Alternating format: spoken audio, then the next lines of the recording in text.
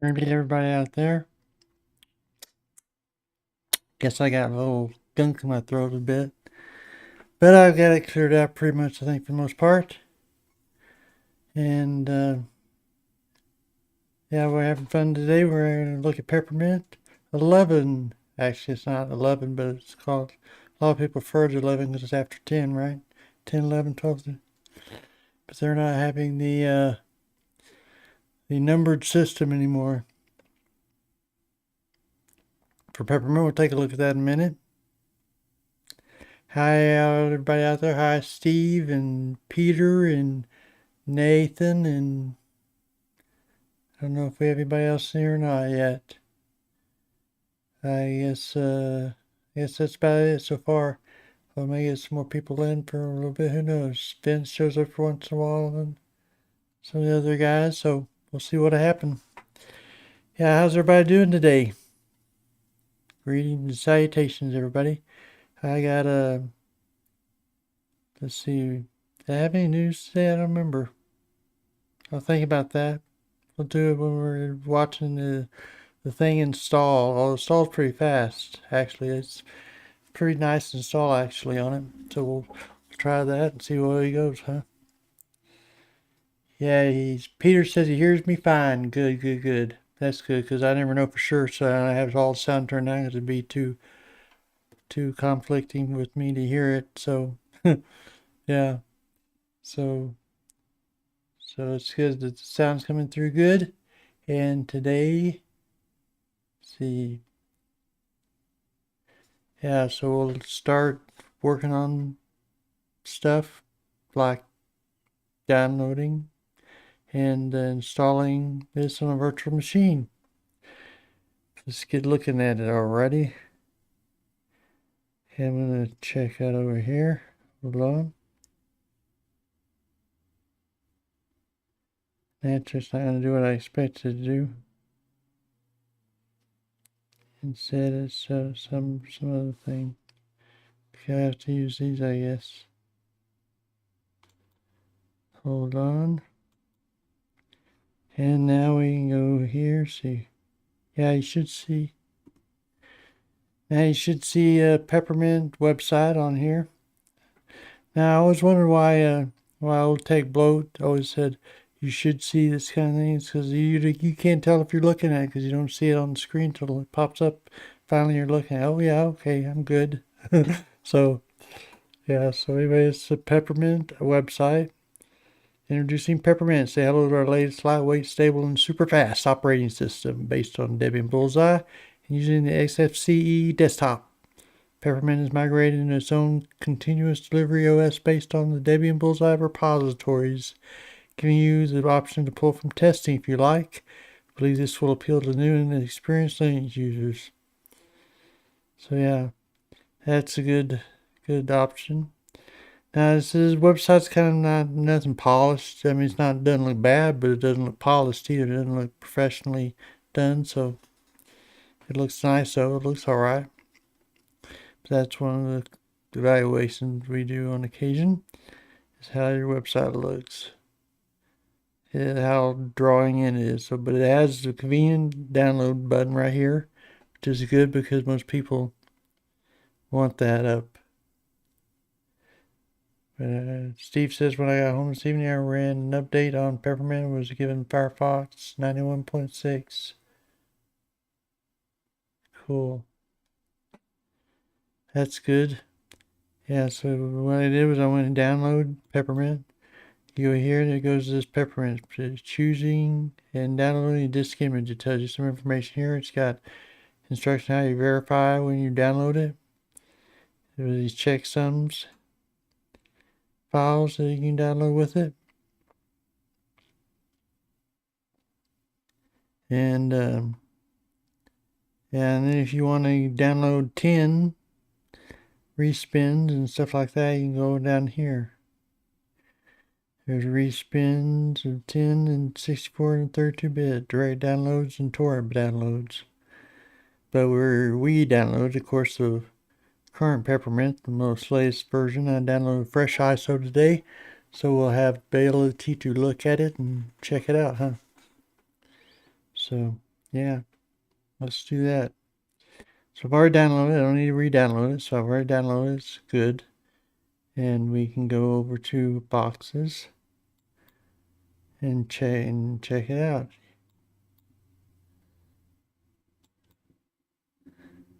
Now let's see.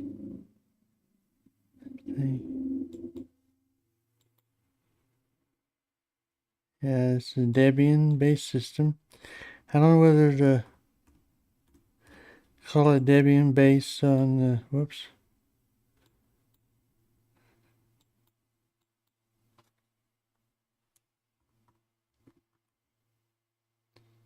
See, I don't know whether to choose Debian 11 or Debian testing. I choose Debian 11 because it is Debian 11 testing.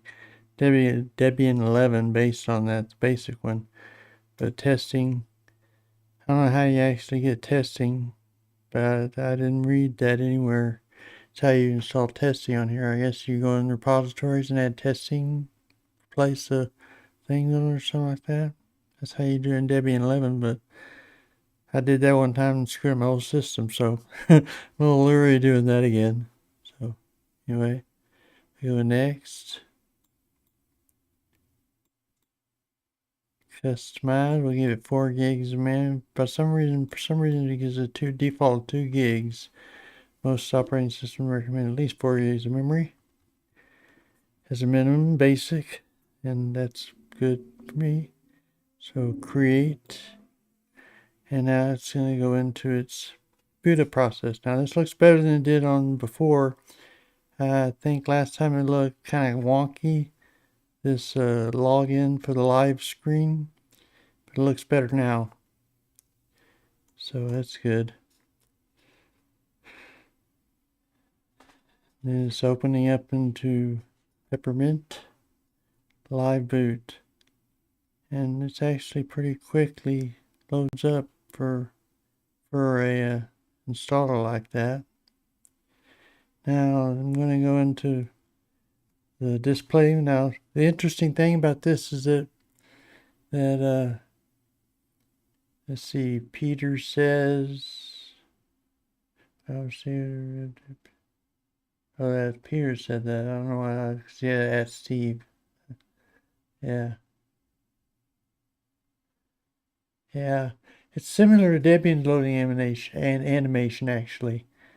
It's just a big it's got big Debian circle and it does a little thing. I think Peppermint just stuck their logo over it and they got it too. So yeah. So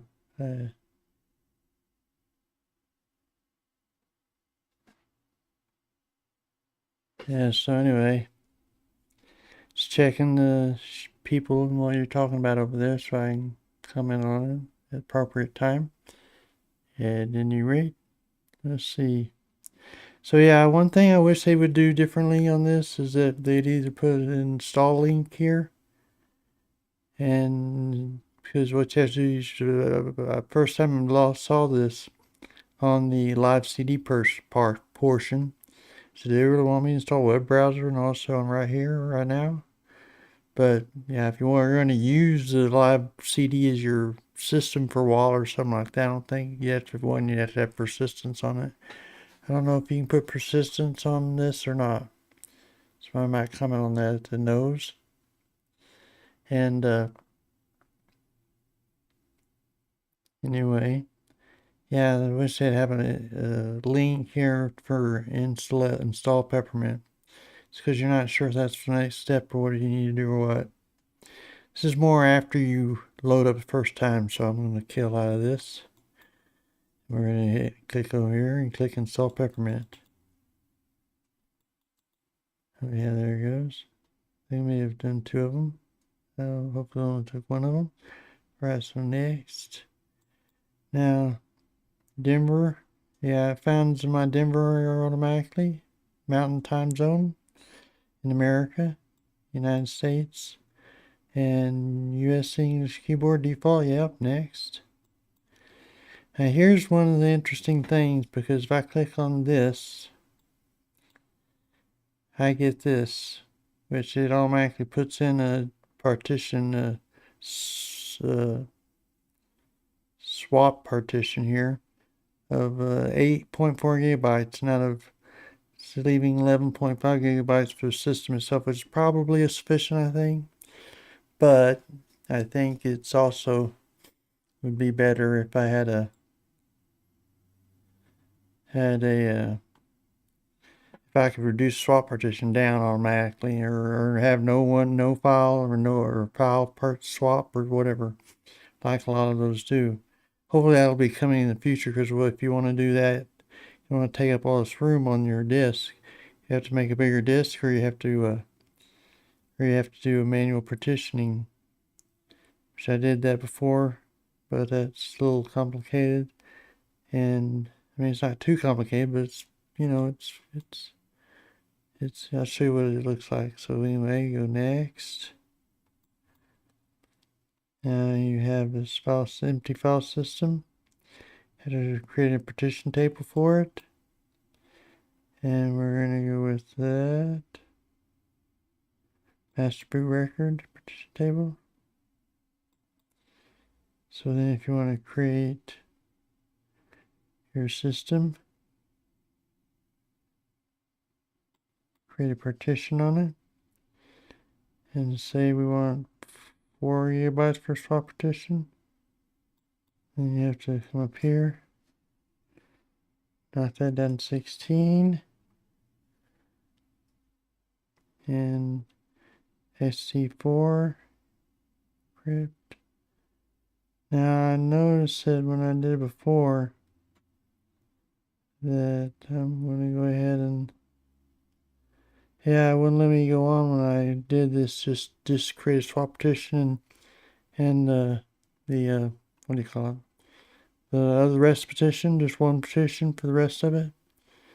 I don't know if I wanted a boot partition or what, but anyway, so I created one of those too. So we can change this to 0, I think. That'll give us 3 gigs. No, 1. Excuse me, that'll give us 3 gigs, 3 megabytes for our boot partition. Or we can just change that right there.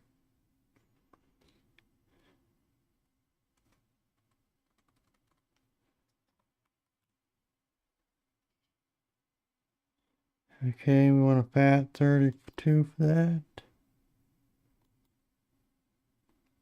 Mount point. Reboot. And we'll set about scrub flag.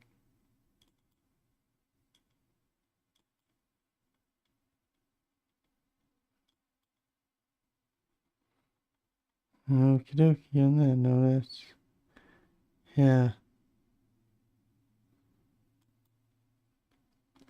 Hey, yeah, this boot partition over here. Small dinky thing. 300 megabyte partition. So then we go down here, we create again.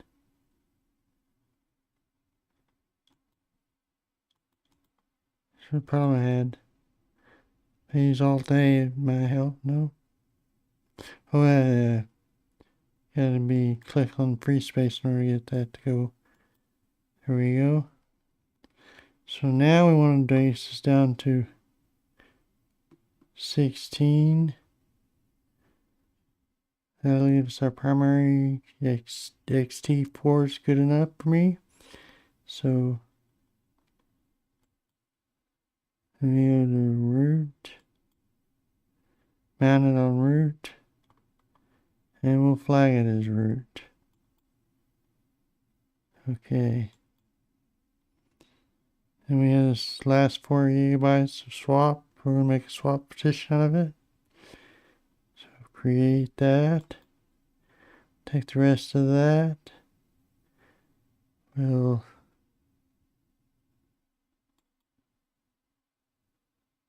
let it swap here. And there you go. Now we just have to flag it as swap just in case it wants to know that information. There you go. Okay. And we should be good to go. A smaller swap partition leaves 15.8 gigabytes for our system to throw in. That's plenty of room for that. So next. And this information always pops up about how you do your partitions and stuff like that. we're not setting up a EFI here. It's a legacy boot basically.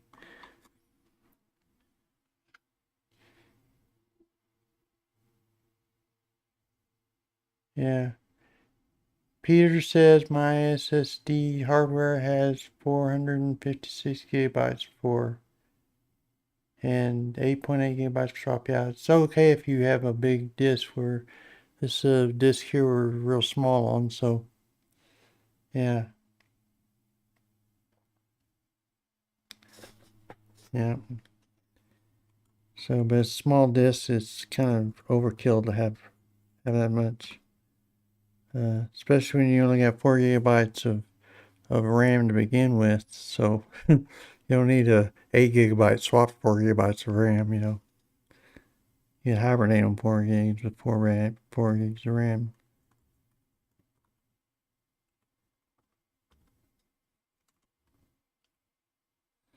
And we'll call this Pep.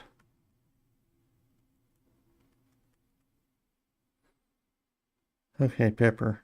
I'll call it Pepper. My Pepper computer.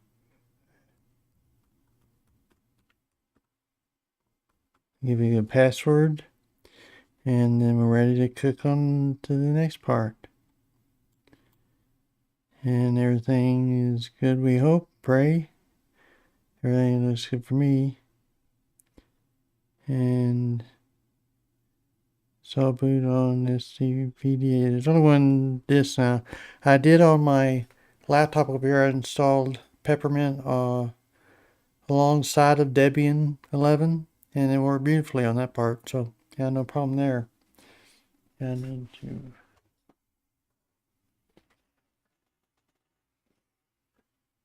So yeah, the install alongside worked good, and it picked up that I had another system there that had Debian on the computer.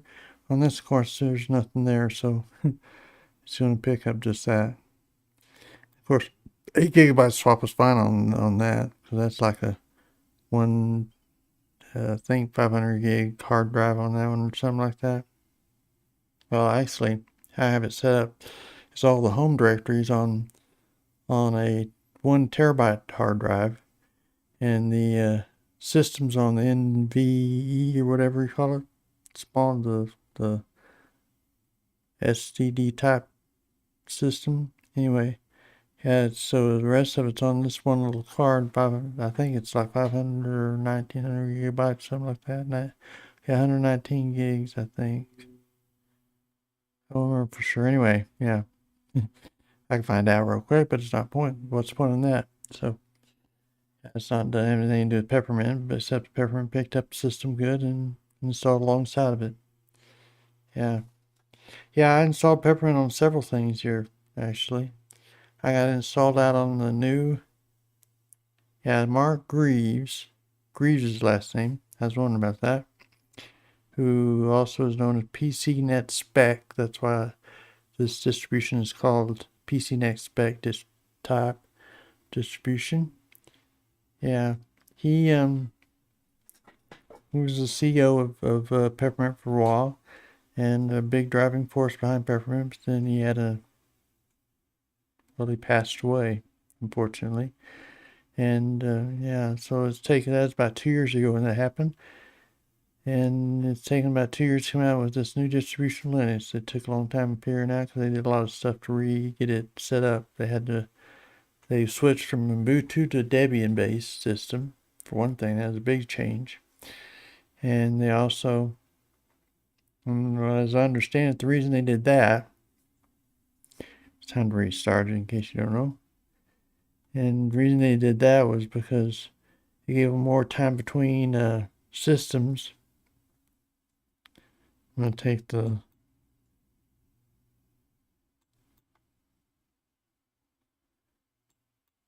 remove this ISO here. So usually they don't boot back up when you reboot on ISOs like that, but sometimes it does. I had it happen once at least. It happened that way. We rebooted up on the ISO. What the? Yeah, so now we're loading Peppermint. And away we go. Anyway, as I was saying, Mark What was I saying about Mark and Peppermint? Yeah.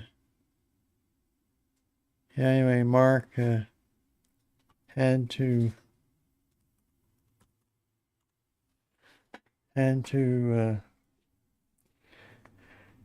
passed away, and so they've been putting a lot. That's right. I was talking about Debian, the fact they switched it from Ubuntu based to Debian based, that kind of thing, and so it took them a long time to get out of that, to do all that and switch it over and all that kind of stuff, and rebase basically like a new distro almost. But they also dedicated this distribution to him. That's why when you look at the PCNet spec was his screen name on their forums when he was there. So this is his PCNet spec edition of Peppermint. Yeah, that's pretty cool. Dedicated Mark. So there you go. Now, one of the things I need to do, of course, on this is stretch the screen out so it doesn't look so tiny and small over here. And yeah, did I mention that there's a shortcut key for that? Yeah, I used that. I don't know if I mentioned what I was doing, but anyway, shit, Super P brings up the display, virtual manager machine, thing like that. And found the best resolution works for me out of this stuff is 1680 by 1050. It gives me the closest to a regular screen size out of all those options. So I'll close that. And then I also need to install real quick.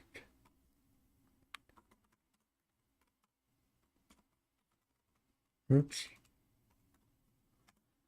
Let's see, Spice VD agent. I didn't spell it right, did I? Nope. There you go.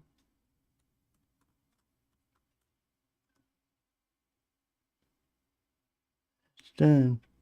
Well, I gotta tell it to look to populate repositories, don't I? Yeah.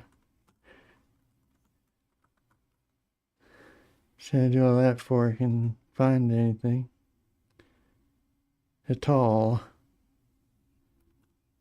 And we'll pop that in.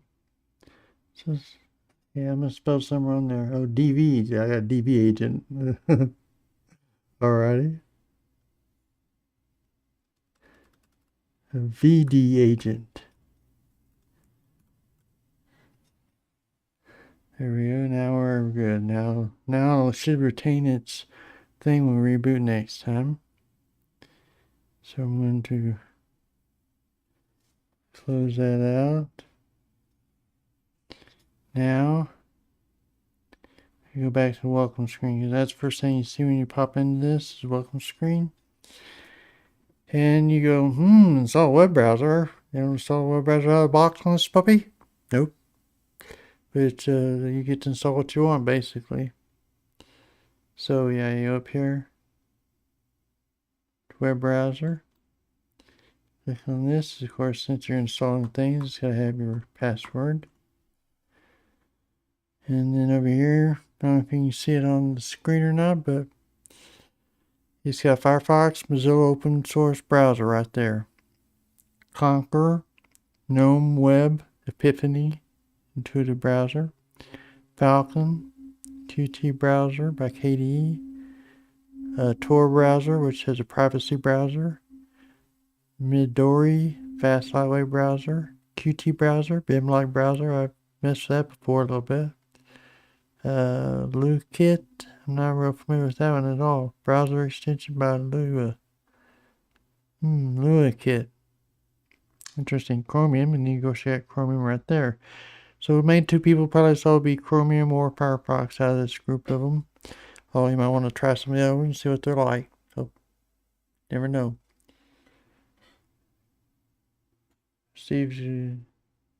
Okay, bye, Steve. We'll see you later. Hopefully you make it back in time. Yeah. So Peter's got Pepper Pots. Peter says Pepper Pots, which I guess is like Pepper Rick or something like that. So I'm going to install Firefox on this browser as a browser because I just feel like I need standard at least something on there. So in case we need a browser, we got one on there to work. That's probably the easiest one to use. It's open source and all that good stuff. Now Chromium's open source too, but it's also got Google stuff in it because it's their Chromium playground. Chromium's like the Chrome playground for that. So yeah, it's open source browser, whereas Chrome is more of a not open source browser. It's in case you want to know what's the difference for any might be watching this. Open source basically means that all the code is open for you to look at. So yeah, so Chrome is based on open, but they do some proprietary things when they put it into Chrome. Some other stuff, all kind of stuff. So anyway, what we got over here, we got Atari and multi-page document viewer. I would need that probably. Software packages, transmission bit current client, you might need that, so click that. Now if it's darkened, that you don't have to check those because they're already installed. P-mount, center mounting program. Well, I think I can mount in the terminal just fine. The image viewer, yep, we need one of those. Media player, you might want that. If that's going to be, I have one installed separately, so I'll do that. Multi-calculator is a good calculator, so I'll take that one. Snap package platform, flat package. I don't like Snap so much, but I do like flat packs. So I'll click that. GNOME software store. We'll go ahead and select that one too, since I think that's interesting. Check that out. Now, Snap package and flat packs, what those are, for those that don't know. Most of the people on our stream probably already know this, but Snap and flat packs are packages that are complete within themselves, so they can go on any Linux distribution. I think there's even ways you can put them on Windows and stuff like that, if I'm not mistaken. Somebody correct me on that if I'm wrong, but I think you can even get them on Windows. So, yeah. And you just hit install. What they do is you see that all of these distributions have repositories in them. And you have this package. Most of them have a way to get package manager. This is all for new folks here, new Linux type people. Anyway, package manager that they have that basically it's kind of difficult to explain totally in a short amount of time while it's installing, but they have a package manager that basically will take packages from repositories and install them on your computer.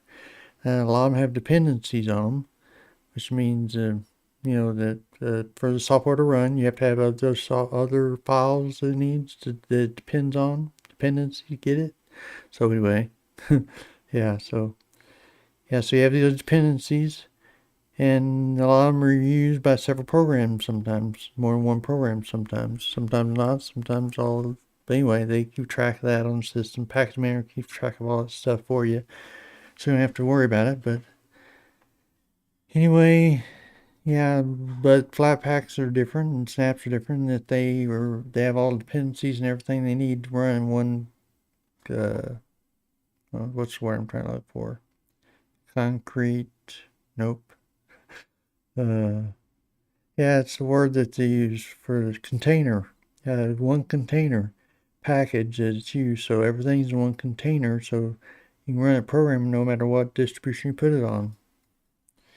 See, like one time I tried to install a package on Debian and get it in, but it was out of date packages. I mean, not out of date, but the package I downloaded and installed was so advanced that it couldn't run on there because you couldn't find the dependencies it needed in the repository.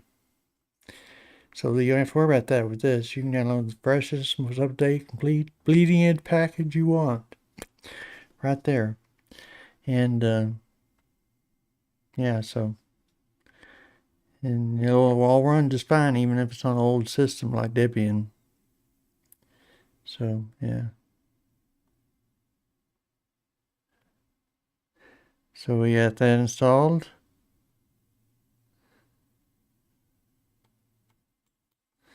I got Peppermint extras. What are those? Well, let's find out. We got Peppermint themes. Install all the Peppermint themes that you want. Actually, you don't have to install all of them, I don't think, do you? Or yes, you do, I guess. So all the themes will install.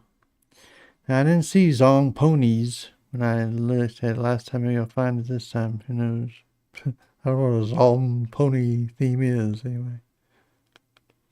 So, click install. Now it connects up to Codebird connection. Check, make sure connected. Yep, and then you install. And away it goes. It's done.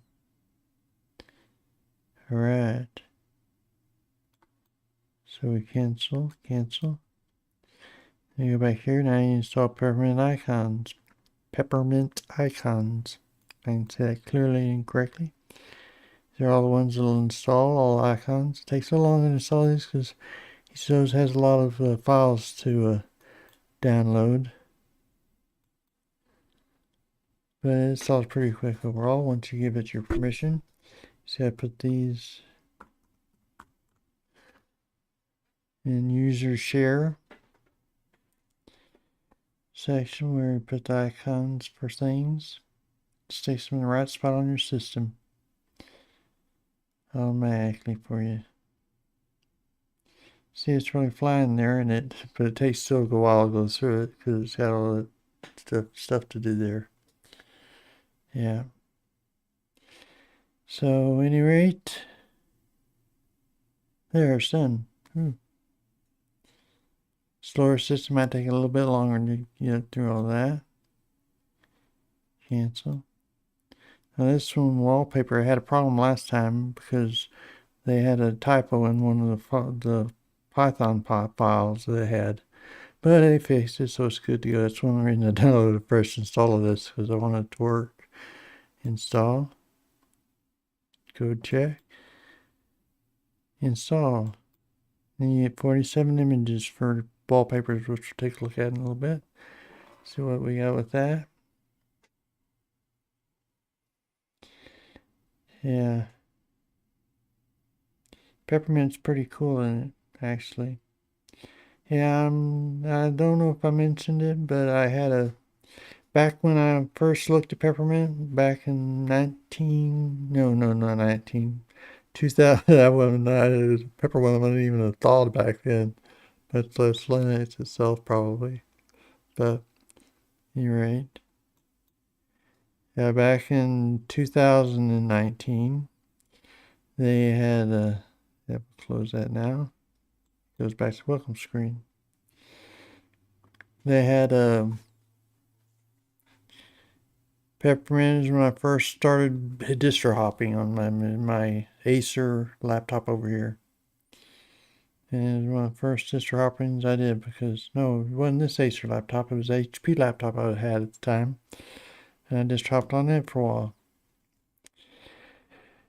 And I went all over the place on it. I mean, I was attracted by the ice, what I'll show you that ice tutorials right here in case you want to learn about ice.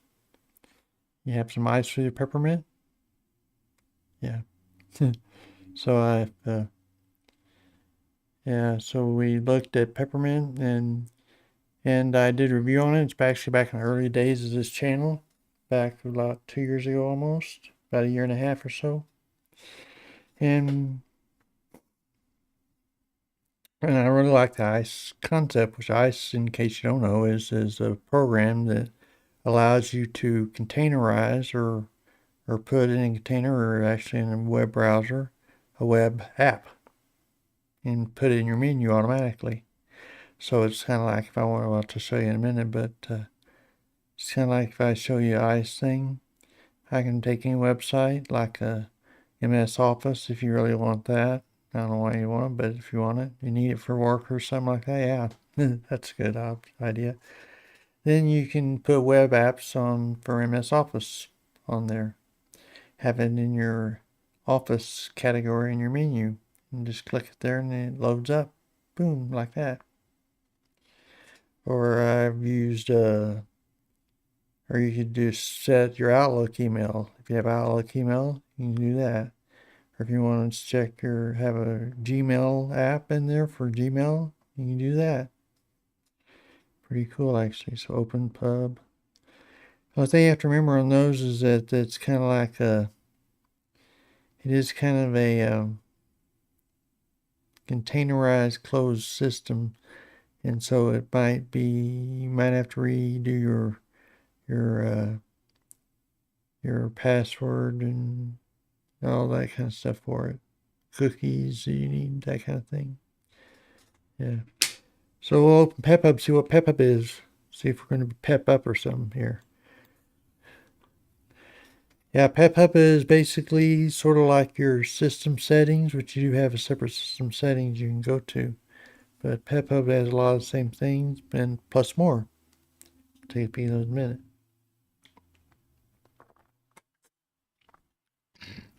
So here you have users and groups, accessibility, settings, appearance panel, notification settings, default applications, and deconf editor.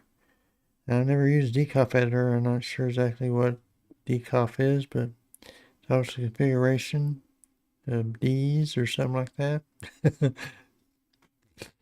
So we'll find out what it is right now. I'm going to click on it, see what's there. So thanks for using deconf editor for editing your settings. Don't forget that some often may break. Oh, yeah, I'll be careful. Sure, I will.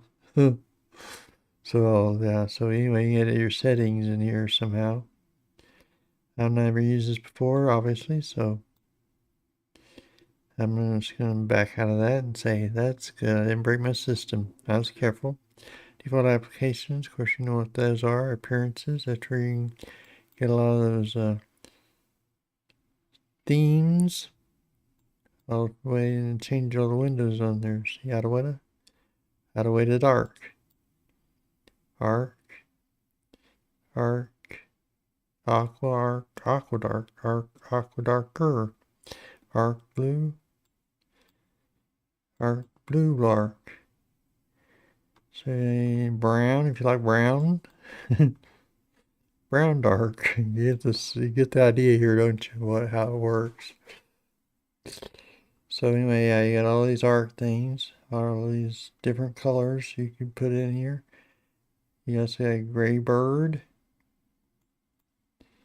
or high contrast, which is interesting. You have all these peppermint tin colors. And I don't know what default color this is using, but now I ask, kind of I'm already doing all this kind of stuff with it. So yeah, you got dark, brown dark, peppermint, brown. That's why I can't see the pony distribution in here. Where it's at. So I go with red dark basically. I seem to match the system pretty well. And then we have users groups, which you already know what that is. You can set up other users. Accessibility, that's if you have disabilities, readers, screen readers, that kind of thing. Settings. Settings is it's kind of what we looked at before, I think. See, okay, yeah, that's the settings menu, which has some of these things in it plus other stuff. And so, yeah, we'll look at that in a minute. Let me get on some other things first. Panel. So yeah, that's the network and hardware. Network connections, printers, disk utilities, pulse audio volume. This is like your volume control, which I'm still trying to figure out how to get it set over on this Acer computer over here, my laptop over here, so that I can have so it'll stick. Because every time I have my Bluetooth on, it shows up in there, and I can switch to it and all that kind of stuff. But I can't really every time I reboot or something like that, it all switches back. So I have to go back and I have to set it as a fallback option as my Bluetooth speaker when that's on. So anyway, power manager, if you want to change your power settings and you want to make it sound longer or whatever. Keyboards. Mouse and touchpad and your keyboard settings, which your keyboard is where you'll find your shortcut keys for your apps too. Which is right to your application shortcuts. Now if you notice down here is your whisker menu, Super L, the super left super key basically. You can change that if you want to, but yeah. The only reason I've ever changed that is sometimes on some distributions. Doesn't seem to be the case with Linux Mint. I think I inherited it on this other one from OpenSUSE XFCE desktop. Because I had the problem where you push down on it and it would open up the menu. And instead of opening up the menu when you released it. So therefore any other keys that you had like Super P, you couldn't use that. Super R, you couldn't use that because it'd pop up the menu and you had the annoying thing where it popped up both programs at the same time, or wouldn't pop up any of them. So, yeah, had to work around on that, but I don't really need it on this because Peppermint fixes it, so that's cool. I'm glad of that. So, that's good. So, let's see. But anyway, Super P will open up your display settings, which we used when we first opened up this thing. So we could get a bigger, better screen on it. And Super R will open up the App Finder, which App Finder is pretty cool, I think, actually. It's kind of underrated, I guess, actually, overall. Because, see, Super R, those push Super R. Is a App Finder, which allows you to put in apps. So like say you wanted just to do that and you wanted to type in let's see, what do we want to Firefox, I guess. That's easy one to do. Firefox.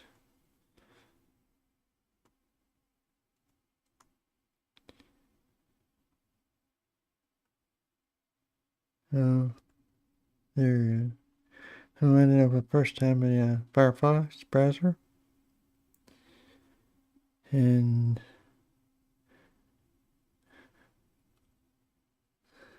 that's application finder, that's Alt F3. It's not the compact view, but you get more stuff so you can see what's going on more.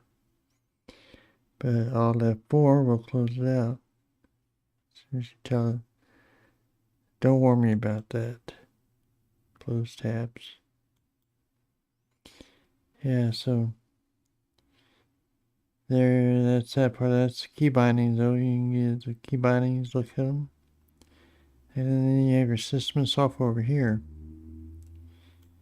which is you got select packages. The same thing as when you open up, we install the browser on this install a web browser section. Open up the same window there. System information tells you about your system, gives you information on the system. Who'd have thunk it, huh? Update Manager, which you need to do here in a minute. Snap Store, Flat Hub, Gnome Store, and App Image Hub. I think these are mainly for setting it up.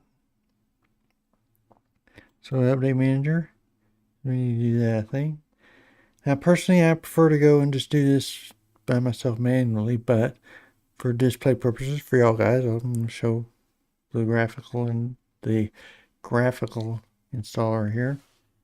Actually, there's a graphical installer that's more graphical in the GNOME Hub or App Image Hub or whatever. Not App Image, but in the Software Center.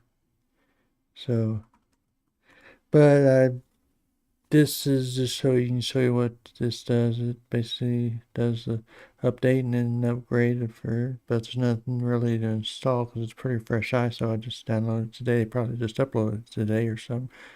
So it's pretty fresh. Because I like fresh. I like my ISOs fresh. That comes from an old movie from that Oh.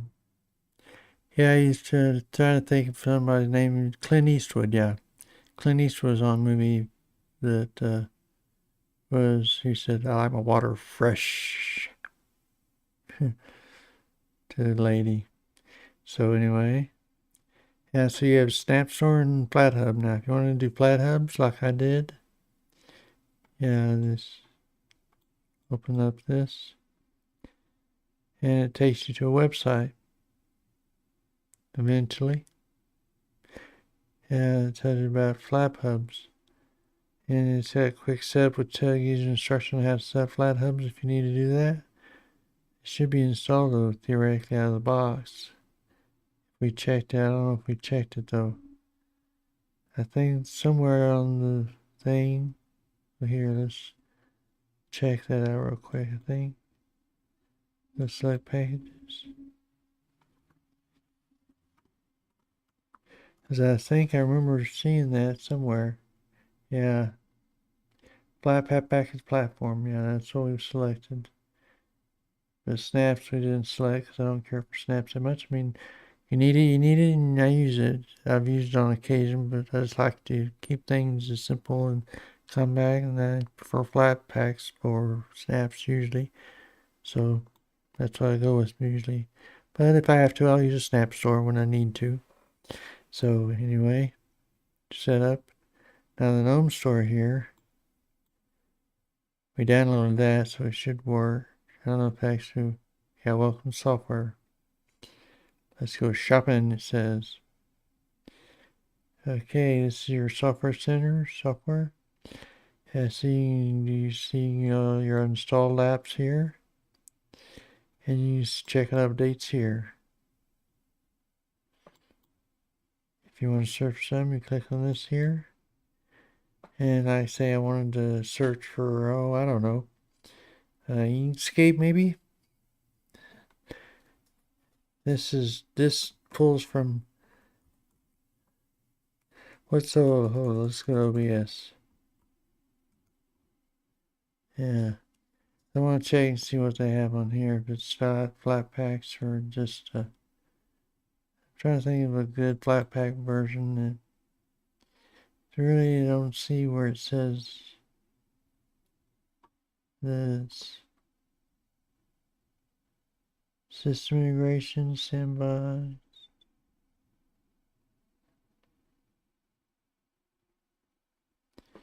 Yeah, source is Debian stable main, which is pulling from repositories. This. Try to find something that's just usually flat packs. I don't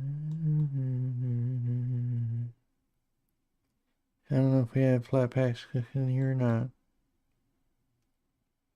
So, oh, Peter's got check my BDLL distro test list, and this is the first time I tried Peppermint. 2019 Peppermint 9 respin. Snatch for the window on Peppermint. Yeah, hi Steve, you're back. Hope you got everybody to where they wanted to go. Yeah, it's the dead version. And I'm trying to see if I can find a good flat pack version or something. So I don't know if flat pack's on here or not. If I have to do some install or something like that. So I can check that out pretty quick though. Okay, so we have first check to see if it. Yeah, there's flat packs. Probably have to enable flat packs first. There's a thing we have to enable. I don't know why I don't just make a script because I have a script to do that. Myself will enable, but I have transferred over here and all that kind of stuff. So I'm not going to do that now, but because sometimes it gets a little dicey on how you can get files over, whether you can get files over your virtual machine. And at any rate, let's see which flat pack. So, yeah, I know they have instructions in here. You go to flat pub, and you go to quick setup. Gives you instructions on how to set it up for Debian. There's your Debian logo. Okay, it's already installed, so I need to install that. I assume the new software plugins installed, but I don't know for sure.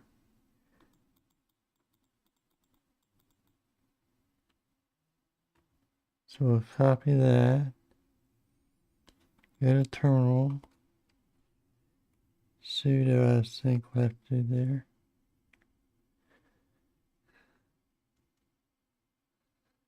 And it's kind of funky.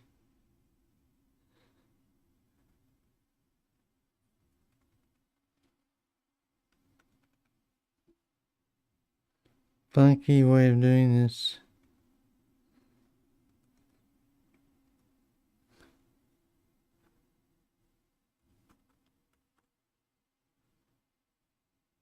I didn't type that in right, nope.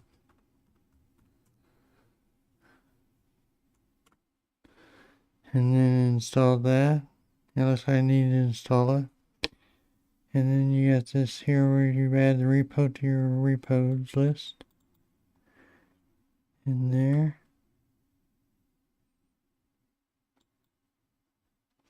So we got that, sudo.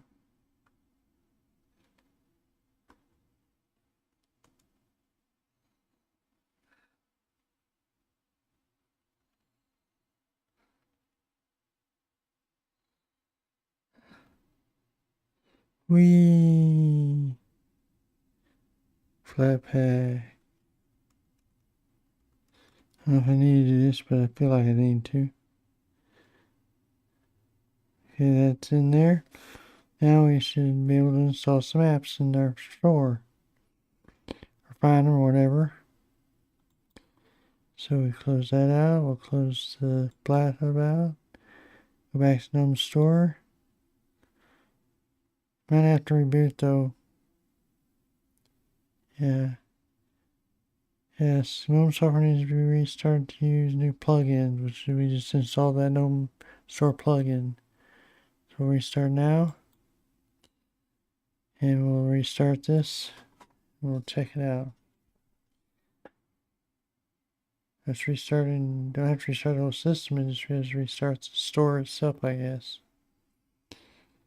It's pulling Flathub, Flatpak metadata for Flathub, yeah, so that's how you do that. A little bit technical, it's like they don't call us a new user distro for nothing, huh? Yeah.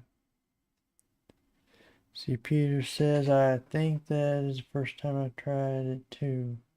Talking about the Flathub stuff. Oh, that's, Nathan said that too, Peter. Sometimes I get the ats in there and I think that's who's talking. Okay. So we got installed. Now let's see what would be a good Flathub. Let's see what happens when we type OBS. On OBS, one of the reasons I like Flathub better because OBS is going to go totally Flathub at some point. I don't know when they plan what the schedule is, but I've heard that they're going to go totally Flathub. Flatpak. Not flat. Flathub. Yes. Flatpak. Yes. Okay. So that'd be the only way at some point. That'd be the only way you can get OBS, I guess, from what they're talking about. OBS. And yeah, I wish they made it clearer some of these things with which one you're dealing with up front. I don't have to dig into the details of it to know which one you're using. Let's see, but you can tell there's more stuff here. So, penis. Okay, that's a game. Okay. I think it's the same thing we looked at before. I'm not sure, but I'm pretty sure it is. Early childhood. Permissions. Now this is, now see, it's changed source. It's from flathub.org. So yeah, if adding Flathub worked, just install your OBS Flathub on there. Yeah. I like the way Linux Mint, I think, does it, where they make it clear up front, up at the top, which version you're installing. Whether it's Flathubs or Flatpaks or your from your repositories or whatever. It's convenient, actually. Sometimes you'll see two options. You'll see, and you say, which is one, which some of them tell you, some don't more. But yeah, so you want to install that, you install that. Now what I like to do is always install Kitty.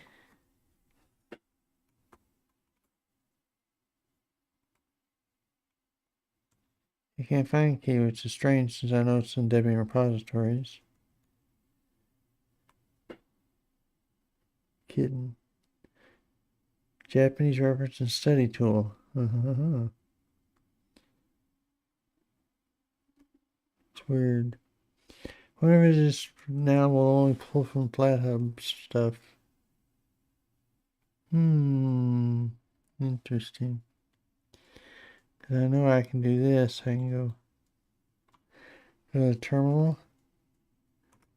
Sudo apt install Kitty.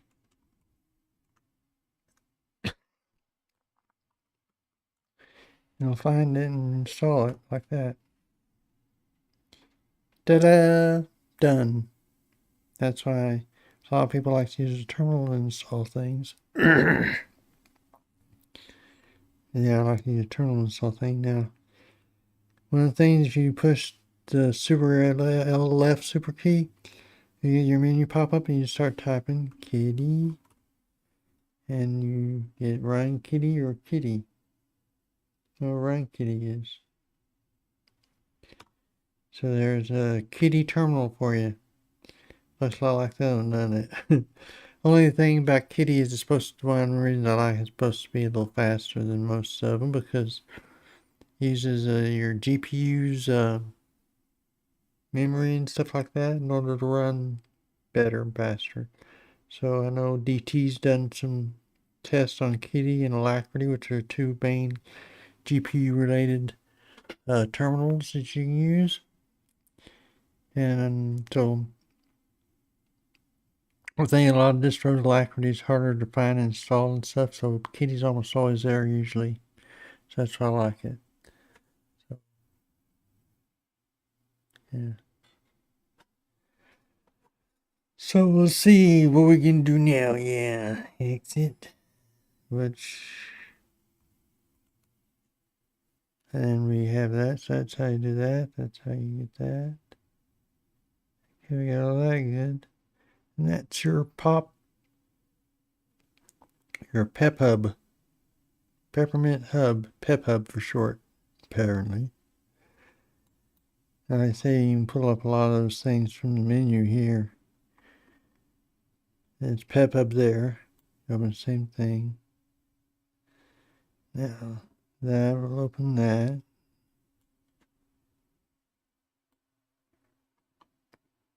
And you also can look at release notes, which tells you about what's changed in the distribution, which is quite a bit. So you want to look through that if you have a curious about it, want to know more information about it.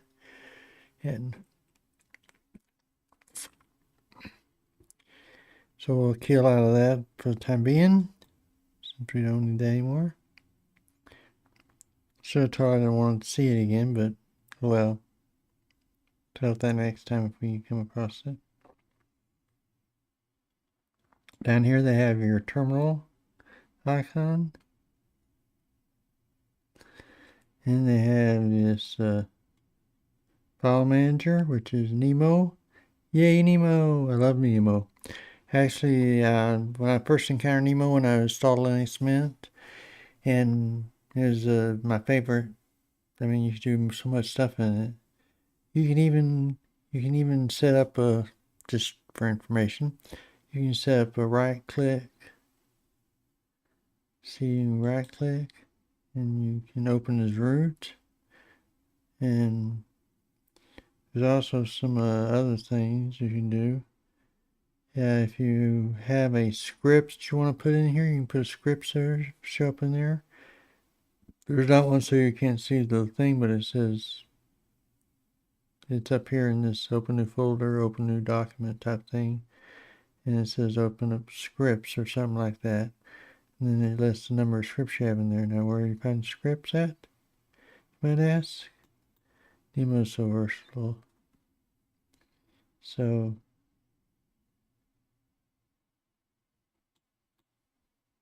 Go to preferences.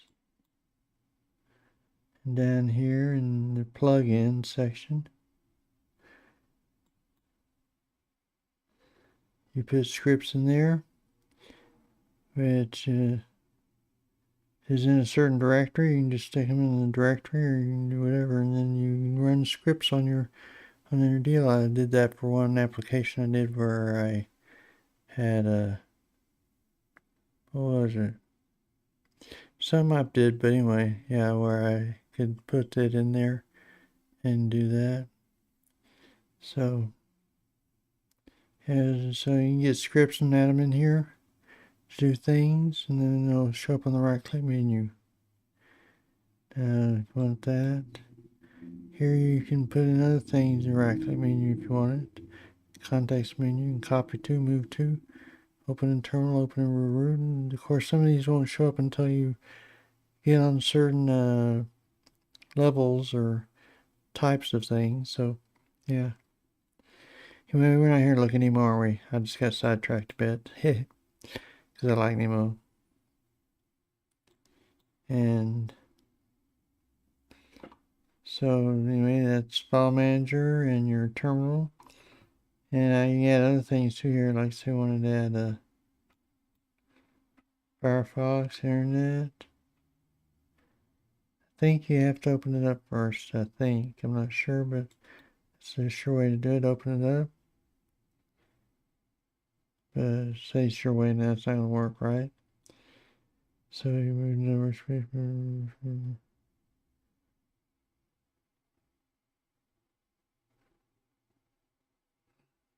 Top. No. Oh, I think in here, override SFC does it. But I think, let's try this up. Right, yeah, here you right click on it and you add it to your panel. So it appeared way over there. So then you gotta go over here.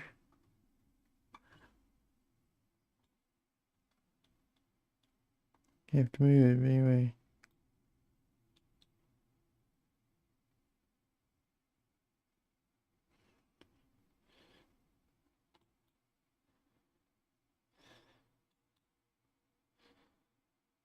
Move that. And you move it over here.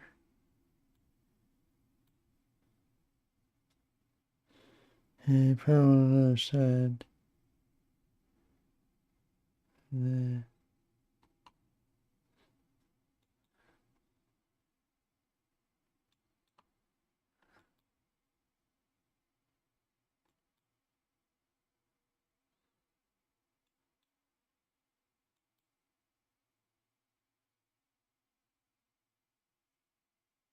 The little red lines, we'll put it there. So there we put Firefox in there, in your panel. And you move it around so you move it to where you wanted to put it. And that's how it goes. A little convoluted how I did it, but that's how it works. Yeah. So there's a lot I could show you in here, but I'll kind of keep it simple. There's a lot of things I could show you, but you spend all night on this if you wanted to. So yeah, so we will look at desktop settings. We'll look at background, see what background I have downloaded for this puppy. Now, there's one that I particularly like in here. Among the group of them to have, these are all Peppermint themed backgrounds, by the way. So you're going to get Peppermint no matter what you do. This is one that I think is default. And yeah, this is a little darker. I wish there's a way we could get that around so you see better, but. And this is the grayish one. I think that's the default one that some people use. Red. This is interesting. It's like a nighttime or evening or something. And he's in this dark forest, this Peppermint guy. Now, I know I was curious about this maybe Steve could tell us how it works, but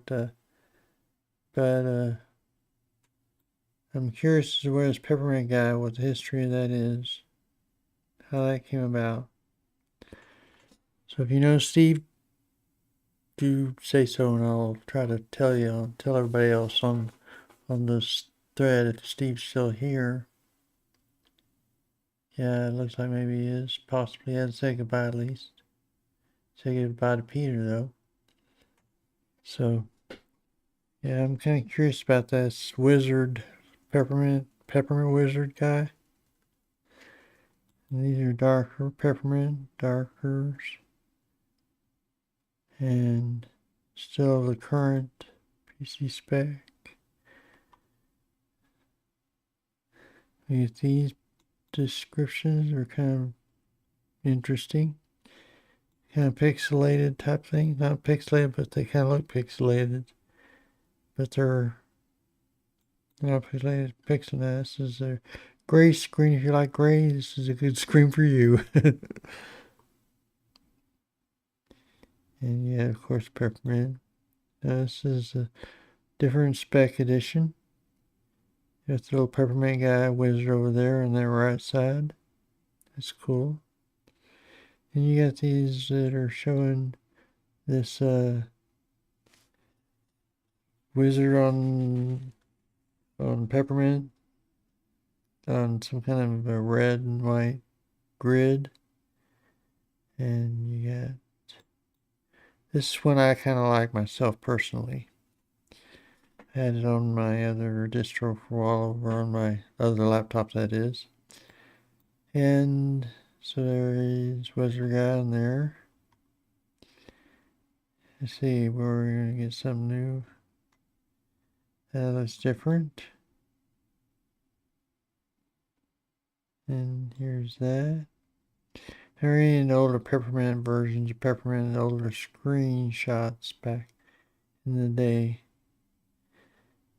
This is interesting. You're under a bridge. There's peppermint over there with the wizard guy poking his head out around the corner, looking out at you. Look out. That's the one I think doesn't say peppermint on it or something like that, or have a theme peppermint. It's just a blue. It looks nice, but it's just dark with blue lights shining through it. Lasers, like blue lasers shooting through there. So one that doesn't say peppermint or have some kind of peppermint thing on it, I think. Of course, you can saw your own backgrounds on here too, if you wanted to. Now you're in the peppermints. This is old peppermint style. And I think when I first came in peppermint, when I saw that, it was one of these type of peppermints where it had a thing, but it's a little bit more refined. Maybe it's one of these. I first reviewed it back in 2019. 2020 is when I started channel. Like in not 2019, but in 2020 or 2021, beginning 2021 probably is when I reviewed peppermint, I think. Sorry about that. And this is the Mark Brews edition.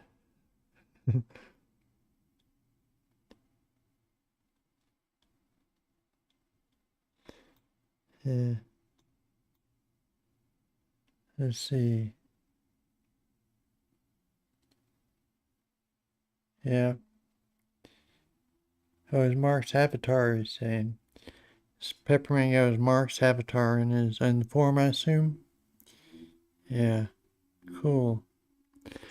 Yeah, I think that says peppermint on there, but I can't really read it very well to tell. Could be Christmas or something like that on it too. I don't know.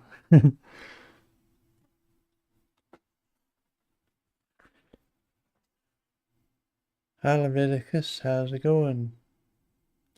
Good to see you today.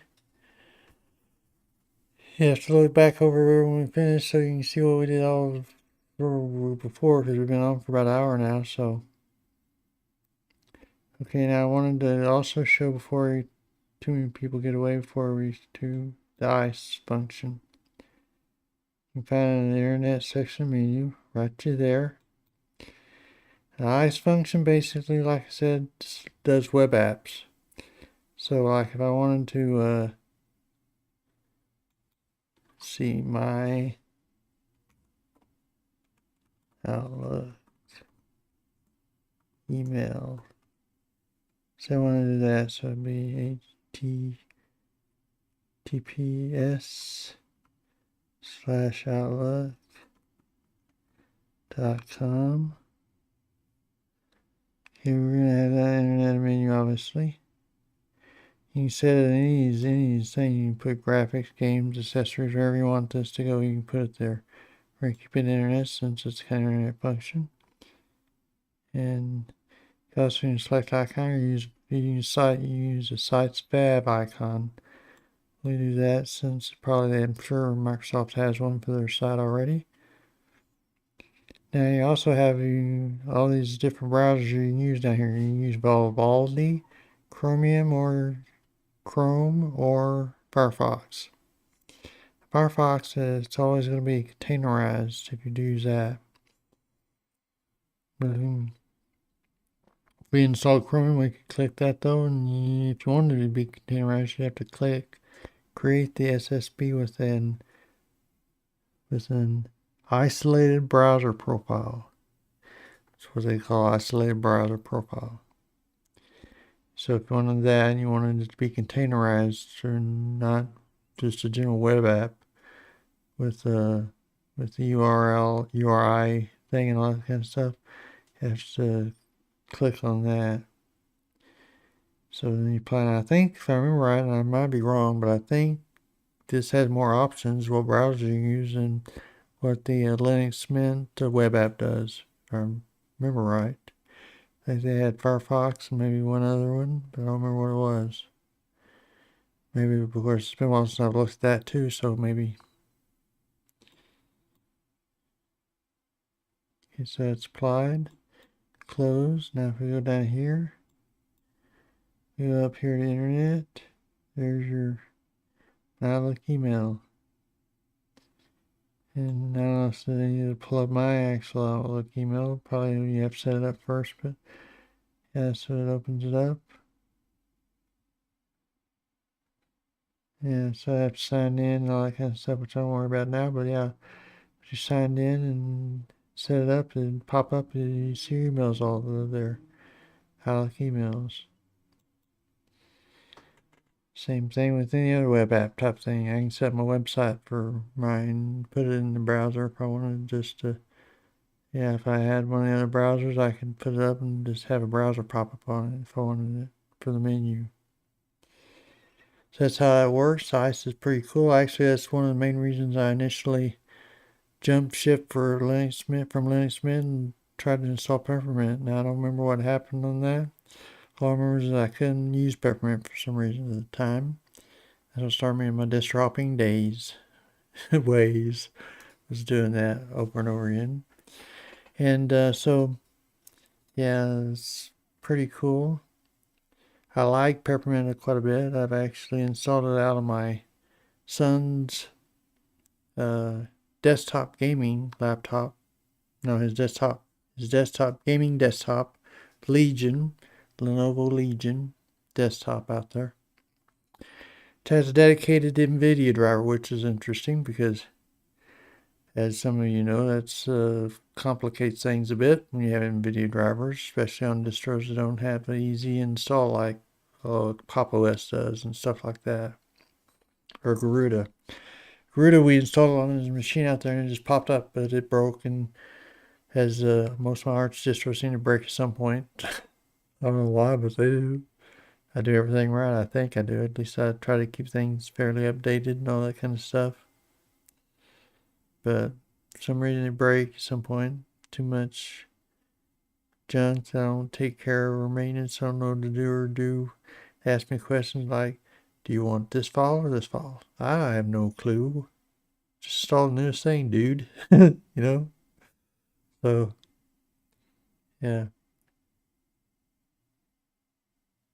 Yeah, Leviticus says lots of the debs don't work in the new Peppermint. Discord has missing dependencies. Telegram is too old, so you have to do sudo apt install Telegram desktop unstable. Huh. Or you can just use Flatpak. If they have Flatpak Telegram, which is, yeah, they do. They do have Flatpak Telegram. I installed it on this thing over here because it's too old. Otherwise, like I said, out of the repositories, little Debian repositories, it's too old to operate on your desktop. It complains, it's too old. You need to kill me. So anyway, since Debian doesn't keep up fresh packages like that update all the time, yeah, I have to install it as a Flatpak, which works pretty cool actually. Yeah.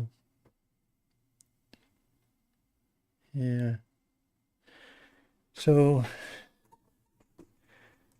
having any problems with that, and now I had a little glitch on one of the Flatpaks I installed, but that's about it now.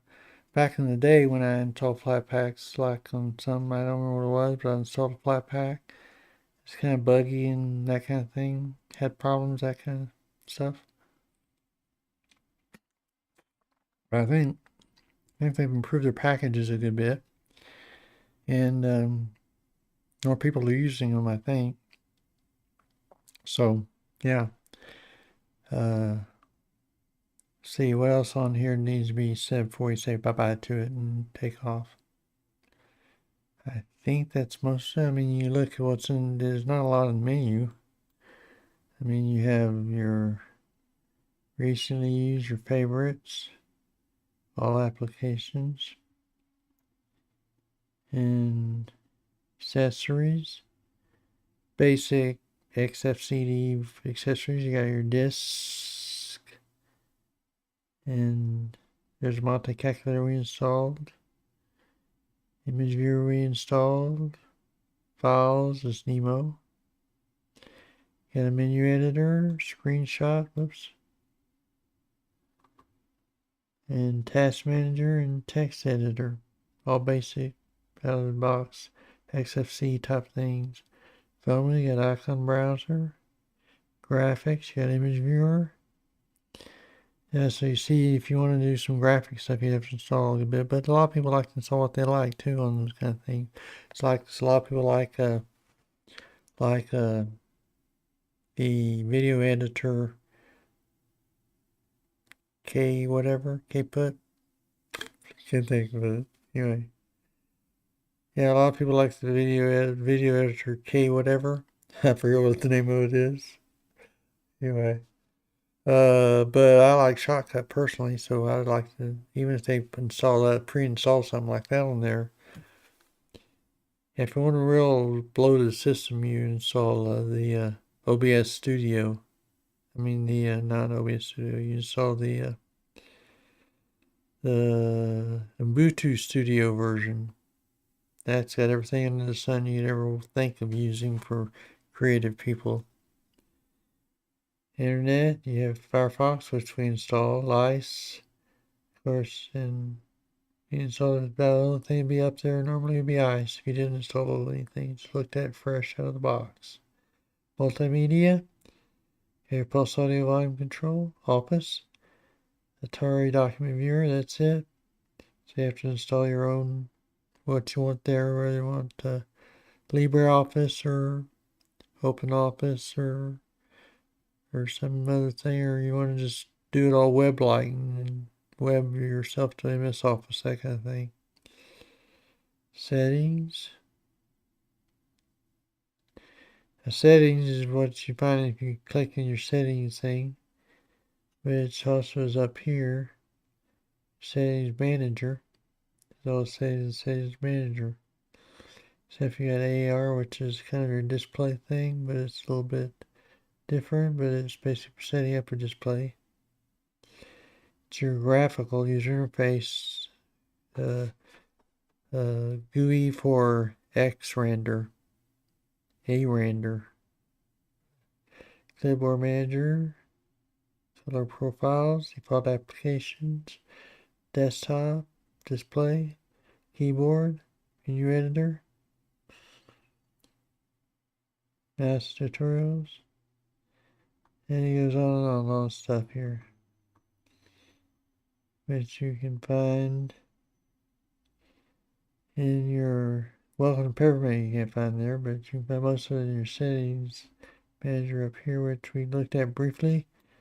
That's something we need to look at a little more. You got your appearance, that's what we said, and the other thing, the pop-up appearances, a clipboard manager settings, your desktop, window manager. Now, window manager is also where you can find your other key bindings for your windows directions. So, like personally, I don't like using this because a lot of my computers, when you use function keys, it's complicated because some of them don't work that well. So I always like to switch it, and all I always do is do that. Super Q is what I like to use since I'm kind of an awesome window manager type person. That's what awesome window manager uses usually to close windows. Is Super Q, so I set it for that automatically. That way I don't have to think about it. Just do it. And there's also other things you set here. So windows. You move windows around. You can tile windows around. You can toggle things. And you can move to a workspace. All that kind of stuff.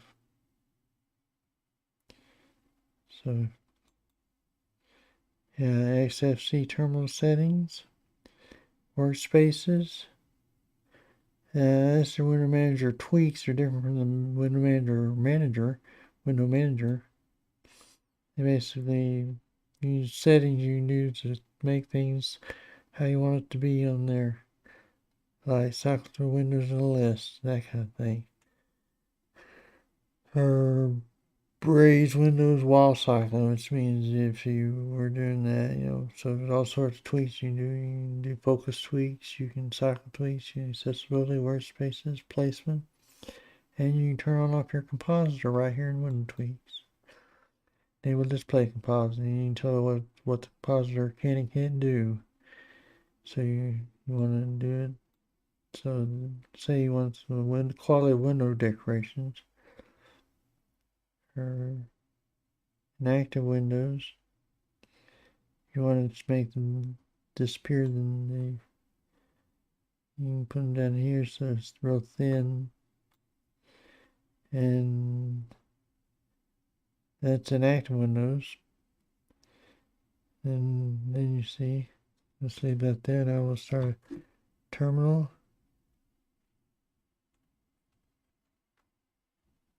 See, that window goes away.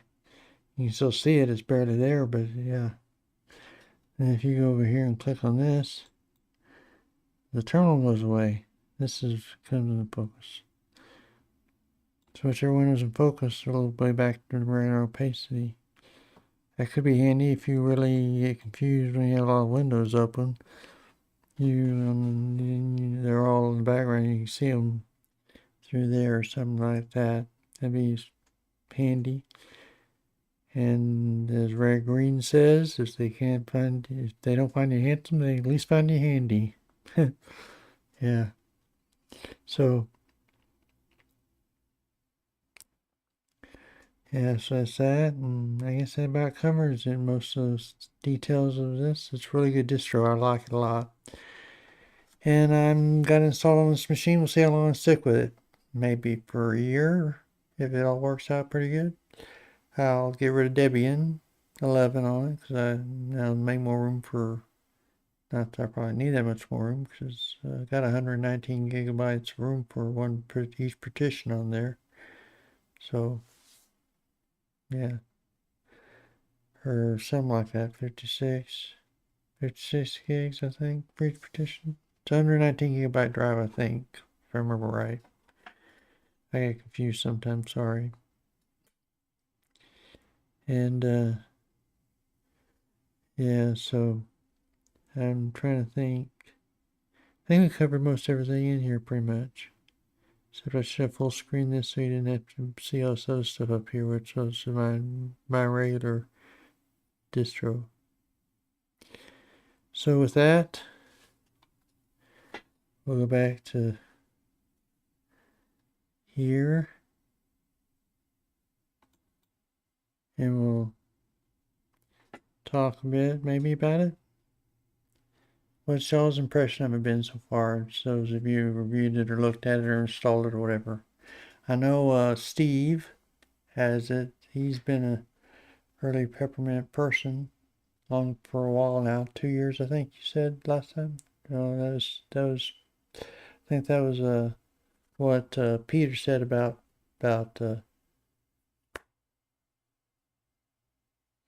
about PC Linux OS. I think. Anyway, Steve's had been using it for quite a while, and I know some others, but I've enjoyed it pretty much. Really like it a lot. Matter of fact, I know a lot of people liked it a lot on the polls. Like, usually it's okay is like the higher number, but this time it's like lower and all the it's excellent or whatever, or great or whatever. It's up to 30% of the respondents on, so that's pretty good. And yeah, and it's Debian, so it's stable. I can use Flatpaks to install the current distros things I need on it, like OBS and all those kind of functions. So I can use this. I want to stay stable, which it should, since it's based on Debian. And yeah, I like it a lot. So I guess unless y'all have something more to say, I guess I'm done. Bleh. I don't know if anybody wants to stick around and chat a bit about stuff, or everybody dispersed to their various and sundry homes. I know it's Wednesday night, so most people don't like to stick around too long, but I can stay for a while.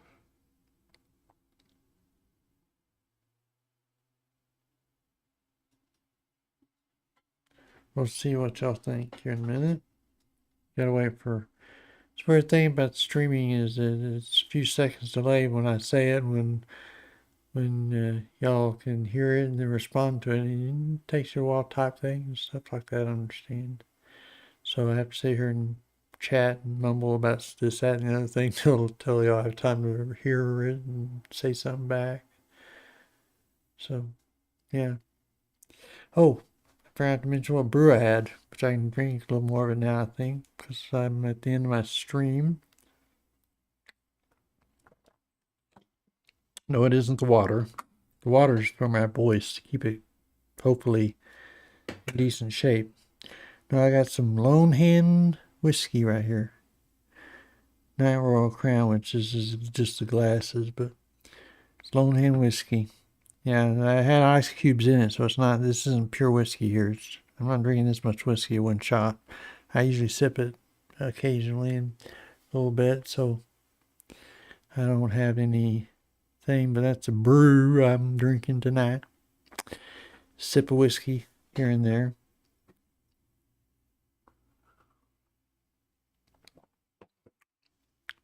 I like it on the rocks, actually. So, let's see. Nobody said anything yet. It's what they want to do. So, water balls, hide moonshine well. Water balls hide moonshine well, says Leviticus. Yeah, I guess so. Probably would. Is that what they did back in the day, back in the 1920s when they had when Prohibition was on? Yeah.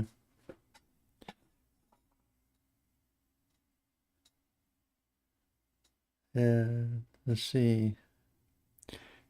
Yeah, how many of you actually have installed or used in the past Peppermint, or how many of you, it's the first time you ever installed it or using it for this upcoming Linux Saloon, which I might mention, since I do this all the time, that Then we have Linux Saloon coming up. Yay! And Nathan's a host of that show, and he will be there, and I'll try to be there.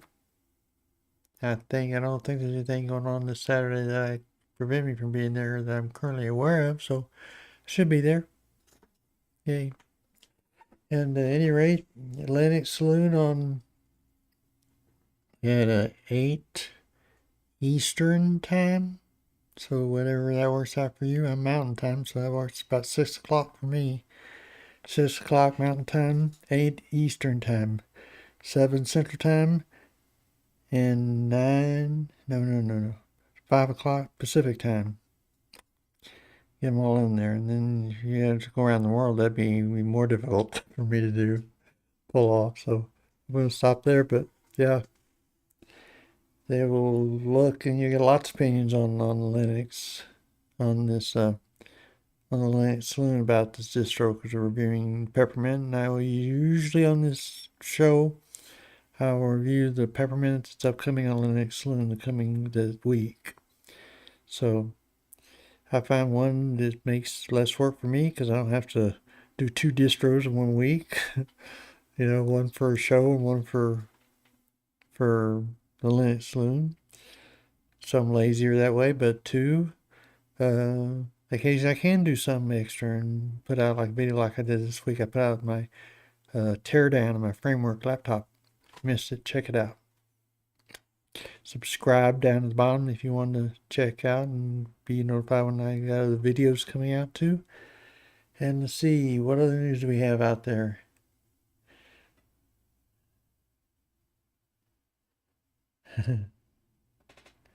What is that? Mountain Time? Cute little Nathan says. Well, let's see if I can describe it. I know you know what it is, but it's like the higher up in the mountain you go, the earlier it gets or something like that. I don't know. Anyway. Nathan, you're like on the eastern coast, I assume, since you started out there. I'm not sure about that. Yeah, 6 p.m. on Mountain is when Linux Saloon hits. It happens to be the same time it starts, 6 p.m. Mountain Time, so it's actually strangely coordinated. So, or Sunday at 1 a.m. UTC time, Dan says. So if you're in London and you're want to see the Linux Saloon or this show, yeah, you can see at 1 a.m. Yeah, you have to be pretty strong-willed to stay up that late. Although I stay up that late all the time. I'm a late bug, chronic almost. Sometimes I don't sleep a whole lot anymore partly because of Parkinson's that I have, and yeah, so I just wake up faster now. I have DBS on me. See my little devil's horns here? Yeah, I have DBS on, so I have to turn my power down on it in order to get into REM sleep. If I forget and I leave it on, I'm only asleep for about 3 hours, 4 hours at the most. And so if I want any longer sleep, I have to make sure I turn it down. So, yeah. And let's see. What was I going to say? I was going to say something. I don't remember what it was now. Yeah, that's another thing in Parkinson's. DBS actually affects your memory. Matter of fact, they do a memory test on you when you get DBS. Before you get DBS, not when, but before, obviously. They want to make sure your memory's in good shape because it's going to damage it a little bit and that kind of thing when they stick those tubes down there.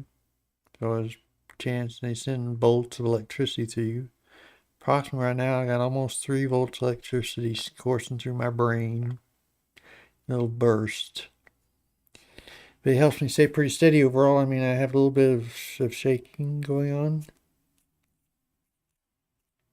But not that bad, actually. And I can type more easier this way. Yeah, the first year I had it, which I got DBS in 2017, is I had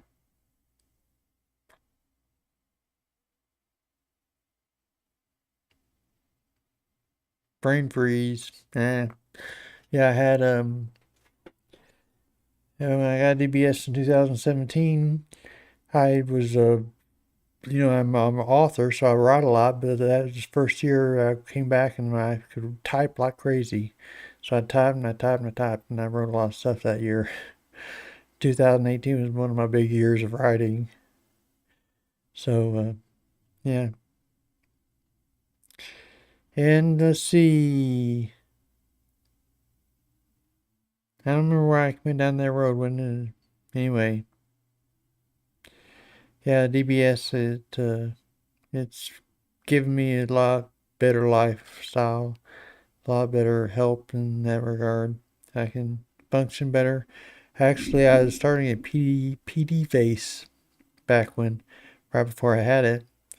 And so it was like I didn't, I guess it had that much expression or something. You think, boy, you're not expressive now, are you? No, I've never been very expressive, I guess, unless I really was trying to be, like on purpose, like, all that kind of stuff. But yeah, so anyway, I was like expressive. Yeah, I listened back to some of my video recordings or my audio recordings. I used to do a audio podcast, which you can find on Ray Gun Radio, and I would do podcasts, and basically what it was about was a show which I read. I didn't always read the stories, but I would read a lot of them and have an intro and have an interview with the author. Then we read their story online on the audio podcast. Dramas, and there's some good readers there. Yeah, I was one of them, so I could read and express myself with the best of them. I, I could make myself have accents and that kind of thing, or I could hey bud, what you doing out there, kind of stuff. But anyway, yeah, Parkinson's has that effect. It kind of gave me what they call PD face, Parkinson's face, whatever you want to call it, where you just blanker and you don't express yourself as much. So, yeah, when I, yeah, everybody was surprised at how much DBS helped with that, actually. Yeah, I lost a lot of the Parkinson's type stuff like that, like not being very expressive, that kind of thing. Now, I am somewhat toned down a bit, especially if I turn it down to low setting on DBS, you can tell a difference. There's been a few times where I forgot to turn it on in the morning, pack up, and I've been like, wow. I walk around, and at one time I went through half a day before I realized what had happened, and I realized, wow, something's going wrong with me. I don't know what's wrong with me. So, yeah, so anyway. Yeah, so I got about almost 3 volts of electricity coursing my brain. It caused some balance issues and some memory issues, short-term memory issues mostly. It's not dementia. It's not the same thing as dementia, although, yeah, it's one of the reasons they check on the memory, though, give memory tests and that kind of thing. Because if they don't, and you have a bad memory to start out with, and you stick those rods down in there, there you go. Memory goes to pot. but you may want to make sure you have good balance too, and all that kind of stuff, so that you will, you know, yeah, because it really does affect your balance a good bit to have all electricity flowing through your brain, as you can might imagine. I don't know how much. I got a video of me when I was I made it mainly so we could show my neurologist what was going on with it. When I first got it on, got the DBS and stuff, I was like, I could not do anything. It's weird because like I was trying to get over to the other side of the kitchen to work on stuff to make my dinner, and I couldn't do it. Yeah, I was just flailing about, and I would flop and flip and flip. Look like a fish out of water or something, you know. And it's the weirdest thing. But I didn't. I finally gave up on it, and I went and sat down in a chair as best I could. Once I flopped in, and I was like, now I can rest. Because then I called my wife and said, yeah, I'm going to have to wait for you to come home because I can't fix anything to eat. So, yeah. That's some of my interesting stories which I have to tell about this experience with Parkinson's. But yeah, this whole channel that I created was in part to find out whether somebody like me with this disability and this difficulty talking sometimes could have a channel and have it grow and develop and people would watch. You know, I've really been surprised how many people have subscribed and that kind of thing. Because I know some of my videos have been a little bit like, I don't know what he said, but he said something interesting there, I'm sure. Yeah, so, yeah. So anyway, I guess nobody said anything about what time they wanted to say they wanted to do anything, so I guess I'll shut it down for now. So until next time, be at the Linux Saloon, and I'll be there, or I should be there, barring something I forgot about or something like that. But I'll be there, and I hope you will be too, and we'll see you next week at same time, same place, same bat time, same bat channel. Yeah, the 6 o'clock Mountain Time, 8 o'clock Eastern Time for another episode of the Brews with Lila and Sugar. We'll find out Saturday what distro I'll be reviewing. Sounds like it might be AMX Linux, possibly. We'll find out Saturday. So until next time, may the Linux Force be with you. Bye.